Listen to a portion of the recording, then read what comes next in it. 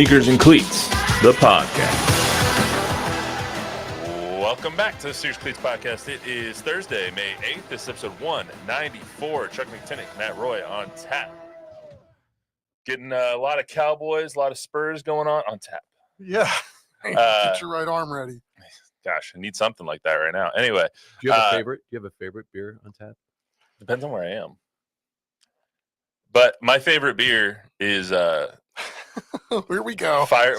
Literally 10 seconds in.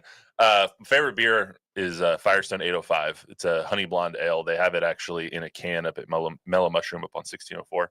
So, and their happy hours like half off all liquor and alcohol. So it's actually pretty good. But that's my favorite beer, and you can only get it either at Mellow Mushroom or at Specs.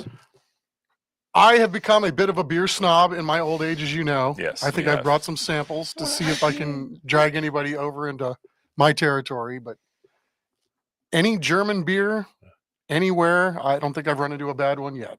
Have you tried the Allstott brewery stuff? It's very good. Yep. Yeah, okay. The one in Fredericksburg? Yeah. Yep. Hit all those too. Jordan and I went up there for our anniversary last year. Did you guys take a tour of the beer place? We did. We took a tour of Allstott, and we tried a few of their different ones. I figured you'd. I have not been in there, but I've driven by it going, wow, that looks really cool. It's in a freaking castle. That's what's so cool about it, right? Yeah.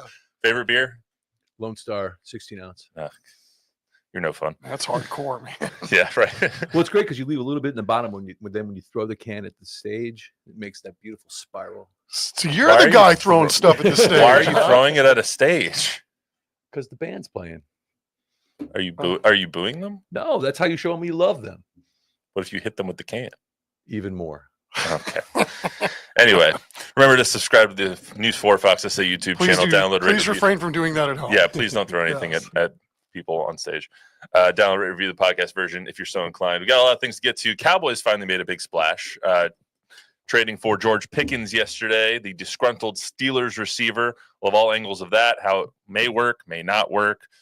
If he's going to be disgruntled in Dallas, we'll talk about all that. Plus, Chuck went to Cowboys rookie minicamp. I want to dive a little bit more deeply into that. I know you guys talked about it a little bit on Monday. But the running back angle of this all kind of interests me a lot with Jaydon Blue. Yeah, me too. And with Phil Maffa. I hope I have some answers for you because I bet I don't. Well, we can spitball. Yeah, we can think about it. And then I want to talk about the press conference from Monday a little bit more.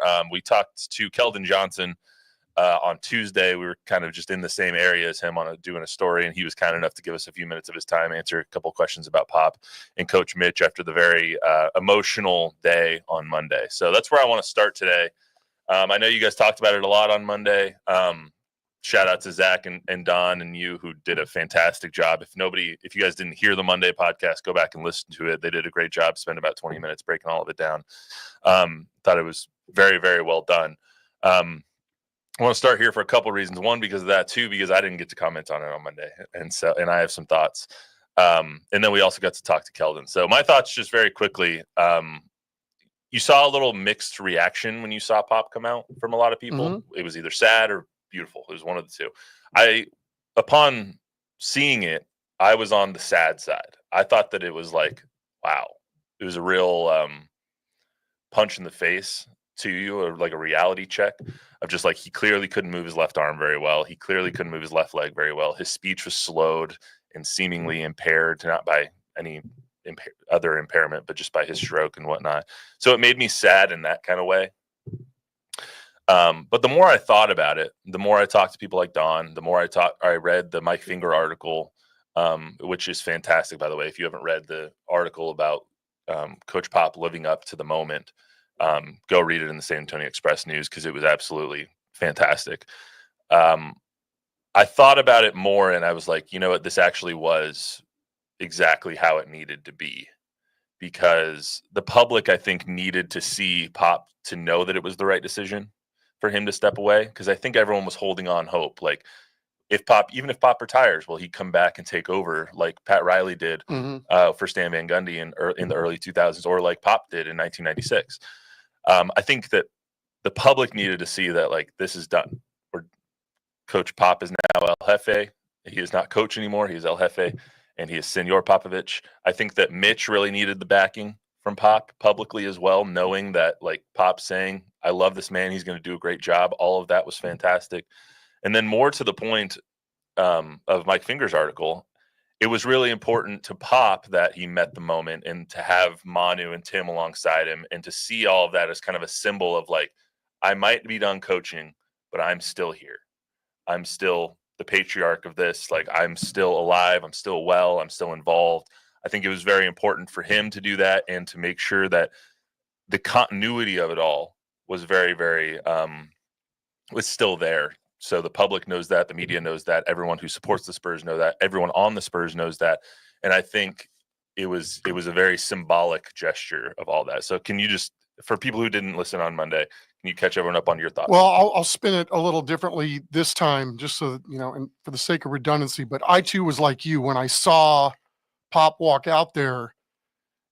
It was, to me, it was sad too, because you know I talked to multiple people in and around the team while this was all unfolding in November. And although we reported what we reported, which was there were some in the organization that thought he had coached his last game, the narrative took off and it went a completely different direction. But even what I had heard and who I had spoken to, that didn't match, even though people were telling me he was speaking slowly and, you know, the quote unquote minor stroke was, if that's indeed what it was, it's still pretty major. But even when your eyes meet the reality after really not having any proof with your own two eyes after 6 months, you right? had no frame of reference. You didn't know what he would be like. Correct.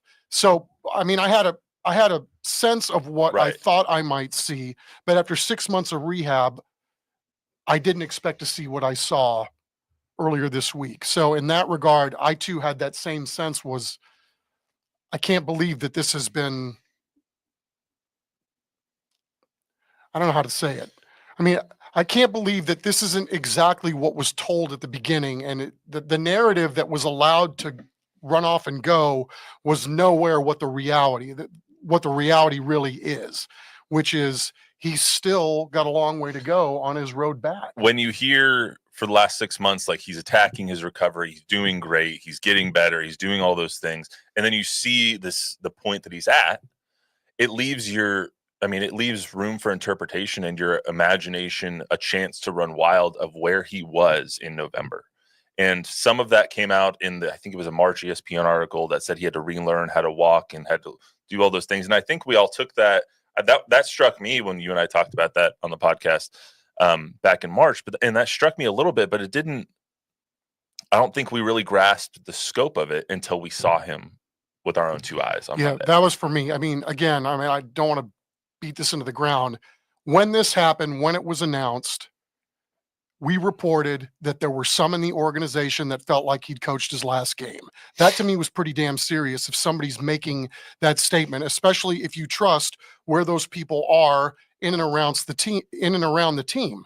So, you know, again, even with knowing that, or that was my impression of what was going on, it was still worse when I actually got to see him. Yeah. I was not expecting what I saw earlier this week. Yeah, I don't think anyone was. And that's why, like, I think the initial reaction was sad. And I was talking to David Chancellor about it. I was like, what were your thoughts yesterday? He said sad overwhelmingly, even after having some time to digest it, just because it's like 29 years, that's one of your heroes in this town. Like, it's Greg Popovich. It's someone that there will be, whenever the time does come that he ends up passing away, like the city might shut down for a week. Like, he's that big of a deal in this town. And so when you see someone that is so revered in this city and so revered by Spurs fans and someone who is looked up to by so many people in that state of vulnerability, it takes you back. And so I get why a lot of people thought it was sad. I came around to the other side thinking that it was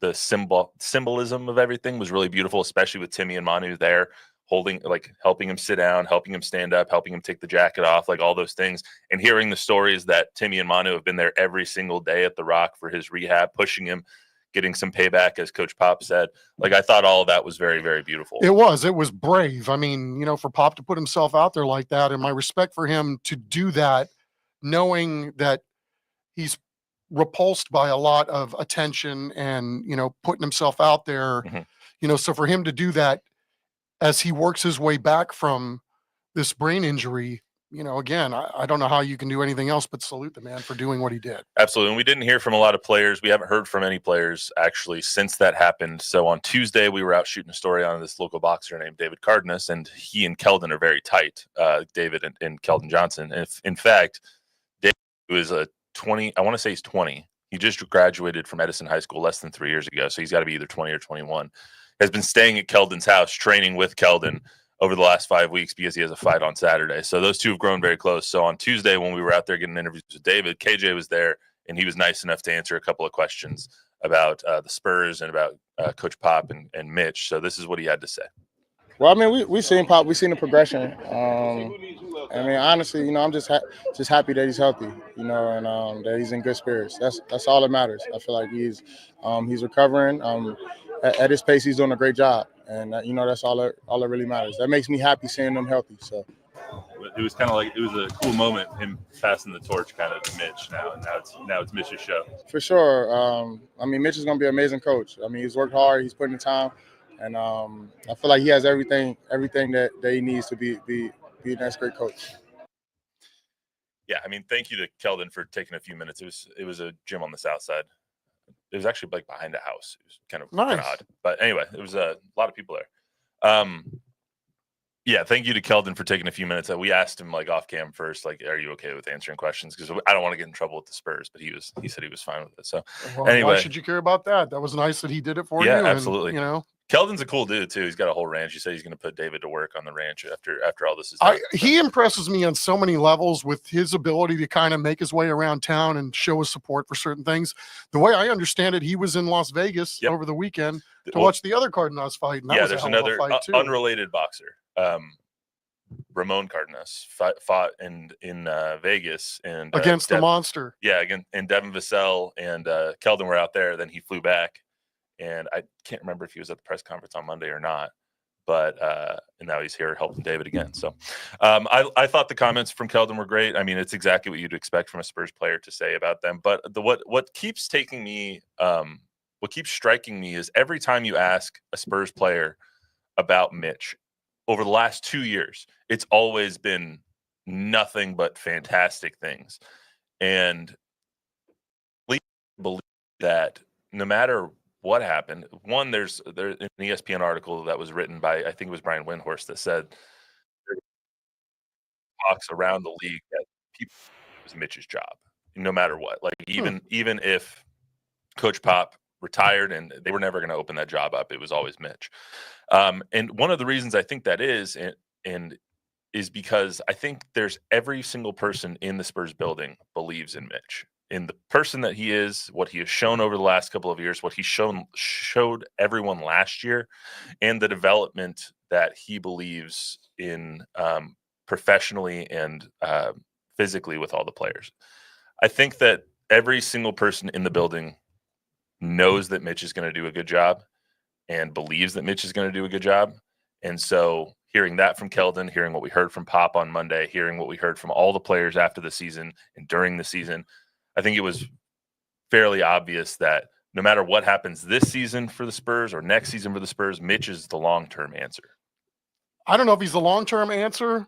I mean, I don't know why he would, though, right? I mean, as we sit here today, I mean, I don't know how you could have endured anything more that he and the team had to endure last year with all the injuries and then obviously Pop's situation and, the road trip that seemed like it never ended the whole year. I mean, there were so many challenges that they all had to go through. I mean, to me, he certainly earned the right to get this opportunity. Yeah, absolutely. And we'll talk more about that as over the summer and things come out. And obviously Monday is the NBA draft lottery. So we'll talk about that. But I wanted to get a little bit of Mitch and Pop conversation in. And thank you again to Keldon for giving us a couple of minutes there. So let's get to the Cowboys. My drop here. I just wanted to, that's my transition now, is it's going to be May for the entire rest of the month. I'm just going to play. Oh, no. All month? All month. It's gotta be May. I thought that was only good on May 1st. I didn't realize you can keep going. No, I think you have carte blanche for a whole month.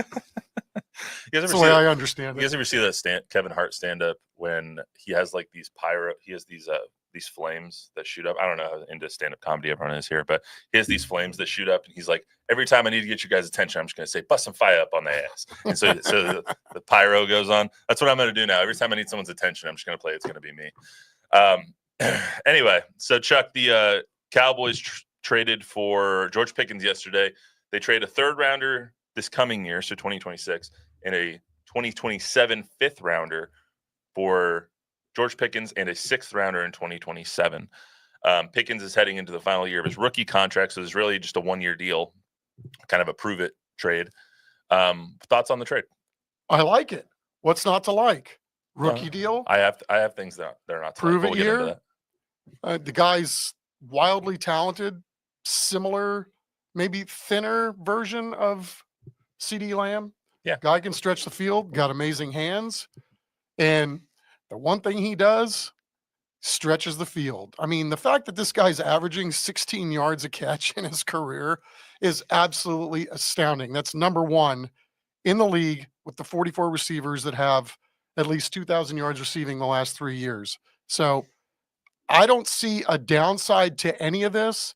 I know where you're going with some of it, and we can talk about that too, because I think it's fair, right? But there is a history that he's a little bit of a firecracker. A little bit. Yeah. I mean, when A my guy little- Jordan Lewis gets into him with it, with him, a little bit of a firecracker. I'm always on team Jordan Lewis. But- Speaking of Jordan Lewis, you Right. have DBs that are tweeting, "Thank God I'm not on that team anymore." Basically, Yes. Yeah. like when you trade for a guy like the I'll put this as succinctly as possible. George Pickens has issues with sportsmanlike conduct on the field, and there's stories about his conduct in the locker room, off the field, around the team. Not like, Ray Rice kind of conduct, but just diva-ish tendencies or short fuse-ish tendencies, I'll just say. Mike Tomlin has commented a lot of times that his maturity needs to step up, that his football IQ on the field needs to step up, and he didn't quite get there. It was very clear to all the teams in the NFL, apparently, that George Pickens was on the block this year because they already traded for, they being the Steelers, traded for DK Metcalf, and they're a similar type of receiver, so George Pickens was on the block. They didn't want to deal with this crap anymore. It's a one-year deal, basically, and George Pickens has to go off this year to get the kind of contract that he wants next year, which could mitigate some of those issues, but it could also extrapolate some of those issues, right? Like, if he's not getting 10 targets a game, which he won't get, if he's not getting what he thinks he should get, what's stopping him from blowing up in the locker room, or what's stopping him from blowing up on the field? He's had multiple instances where he's blown up on the field. He's been completely just somewhere else on the field, and his lack of effort has been questioned. His lack of intensity has been questioned while plays are running to the other side. He's not trying to block anybody. Like, there's definite questions around this player. I agree 100%. However, the caveat is they needed a number 2. I don't think they gave up the farm to get him, a number 3, and then a couple of 2s 2 years from now. But this guy's a 1,000-yard receiver, and you're looking at somebody that can complement or at least take some pressure off 88 and maybe some pressure off of 87. And I think mission accomplished. And, I think if you go back far enough, Des Bryant had the same kind of knocks against him. You'll never be able to corral the wild stallion. And then Des grew up, and Des did a lot of good things too. He, may have sidestepped every now and then, but for the most part, did what he was supposed to do on the field and had a really nice career. I mean, with the goal being for all these guys is to get the bag, get that first huge contract in free agency. I would think that's enough motivation for a guy like George Pickens to do what's been asked to him and try to figure out a way to get along. And I'm confident enough about what I saw from Brian Schottenheimer and his ability to connect with other human beings at an unbelievable rate. I mean, even if it's just in the chow line with people that aren't on the football staff.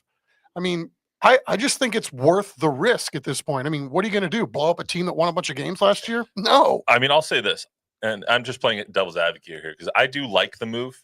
They had such a glaring need at receiver. We all talked about it after the draft, before the draft. Are they going to get Amari Cooper? They need somebody in this room because you lost Brandon Cooks, and Jalen Tolbert just isn't that guy right now. He could be, maybe, but right now he's not a number 2 receiver. George Pickens is a borderline, when he's at his best, number 1 receiver. And he showed that many times in his Steelers career that he could possibly be a number 1. He's talented as all get out. But in the NFL, there's a very clear actually, it's not clear. It's a muddied line about, does your talent outweigh the downside? And with a lot of players, with most players, as soon as that downside outweighs your talent, you're out of a job and you're not going to get another one. With George Pickens, he's on that edge. Is your talent and is your production going to outweigh your downside, which is that you're a diva and can't control yourself on the field? Right now, he's on that precipice of falling below that threshold. Can he get above the threshold again, and can he prove that he is a number 2 receiver? Can this be a team like the Bengals have with a T. Higgins and a Jamar Chase? Maybe, but there's some definite risk there. There's definitely risk. I agree, but I don't think he's anywhere close from being too much diva, not enough talent. I mean, again, first career, he's averaging 16.3 yards per catch. He's going to be in the league a long time with those kind of numbers, regardless of what he's doing in the locker room or on the field or whatever. And we don't know this guy yet. Let's give him a chance. He's earned the right to come in with a fresh start and look and see the numbers that he compiled all those years in Pittsburgh with the quarterbacks that he had. It's not like he was playing with Johnny Unitas back there. So, yeah, there's a lot that we don't know that may have kind of reared its head because of, maybe he saw some things that he felt like the team wasn't doing, and that kind of bugged its eyes out somewhere else. Yeah, I mean, the Steelers didn't have as good of a leader as Dak is on their team. Like, they didn't have a Dak Prescott on the Steelers while he was there. So I get that. I questioned the draft pick compensation at first because it's basically a 3rd and a 5th for Pickens and a 6th. So I think a 3rd is pretty high to give up. However, if he plays well this year and he walks in free agency, which I think is the best case scenario for this trade, like, they're not going to sign him again. If he has a good year, if he does what they're hoping he does, he's going to be worth $20-25 million. They can't afford it, especially with Micah Parsons on his deal that he's going to get. So best case scenario, he walks and they get a compensatory pick. If that's a 4th or a 3rd round compensatory pick, then you basically just picked up George Pickens for free, which is great. Right. And then the other side of it is, if you got him for 1 year and you gave up a 3rd round pick to get him this year, how many 3rd rounders are going to be as good as what you think George Pickens is going to be based on his 3 years in the league? Yeah. If you're going to say, like, is this 3rd rounder going to be as good for 1 year as George Pickens is going to be for 1 year? The answer is likely no, like, just to be fair. So that makes a lot of sense too. Plus he's cheaper. He's $3.4 million against the cap.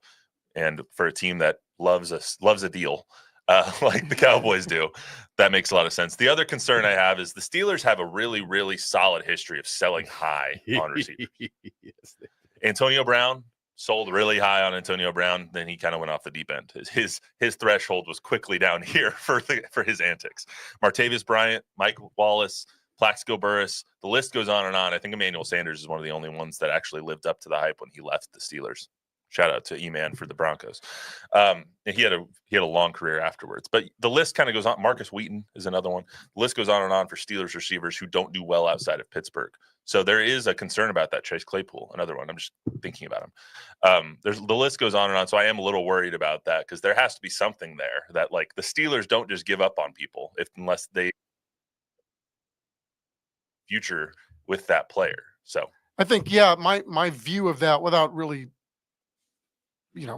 my mea culpa is not like I'm watching the Steelers every week, is that they seem to have benefited from really good guys, but having multiple good guys at one time so that everybody wins. And hopefully this will be the case here too. Yeah, fair enough. So overall, I think the grades on the move are like a B-. If you had to rate the move, like 10 being a great, fantastic, best move ever, 1 being a crap move that they never should have made, where would you put it? Scale 1 to 10. A 7.3. Good Now, number. you know what? I'll go 7.5. There you go. 7.5. That's I'm living on the edge today. if you're going off Dave Portnoy's pizza scale, it's pretty good. There you go. So Well, let's get into the Cowboys rookie minicamp aspect of this. So I want to talk about the running back position. There's a lot of questions about it. The depth of it doesn't look as bad as last year. You don't have a aging Ezekiel Elliott. You don't have a unproven Rico Dowdle. You don't have Deuce Vaughn being relied upon as the gadget guy right now. So when you look at the rookies this season, you have Jaydon Blue, you have Phil Maffa alongside Javonte Williams, alongside Miles Sanders, alongside Malik Davis. Well, I From think you being said there it this best. There's a lot of question marks, right? Is Miles Sanders going to be the dude, right? Is name the guy going to be, the scat back, the thunder and lightning attack that, maybe the Cowboys want to go into next season with? I really don't know. There are a lot of people talking about Blue that, if this guy learns how to do this or do that, that they really could have struck gold because of his ability to hit home runs. Mhm. He's that guy with the speed. I think he's more than that, but he's probably got to gain a little bit more weight. And God, I can't believe I'm drawing a blank. Who was the guy that the Cowboys just got rid of that signed with the Titans? 21? Tony Pollard? Tony Pollard. I saw somebody spitball on that this could be their next Tony Pollard. And you remember when Tony Pollard came into the league, he didn't look that big. He wasn't the downhill runner that he became once he got 2 or 3 years into the league, and arguably the Cowboys' most explosive offensive weapon. And if they got the next Tony Pollard, I think that would be cool, right? Let him have a year to grow up where he's just kind of the answer to maybe whoever the number one is, and then over time earns the right because of his physicality or how he develops as a pro running back. But I don't know. I think it's fascinating because, we went just last week thinking, God, what are they going to do at wide receiver? Well, I think that's been answered, right? And hopefully you get one of those undrafted guys is going to surprise you and maybe be a guy that you can work with and maybe be a dude somewhere down the road.